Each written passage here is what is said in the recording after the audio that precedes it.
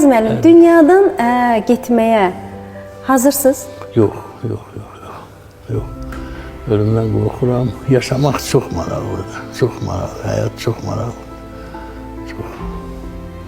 Heç vaxt. Yemin ki, ölümdən qorxuram, çox qorxuram. Və nə qədər çox yaşasam, o qədər də yaxşı. Ən çox nəyi itirdiyinizə heyfslənirsiniz? Heç nə. Mən normal, yəni səhvlərim də olub, hər şey də olub, amma onsuz həyat yoxdur. Əgər siz nədənsə heyflənirsinizsə, deməli siz cəsur deyilsiniz. Bu keçdiyim yoldur. Bəli, bu səhvlər də olmalıydı. Yəni etdiyin hər hansı bir səhvə sahiblənirsən, ona görə peşman deyilsən. Yox.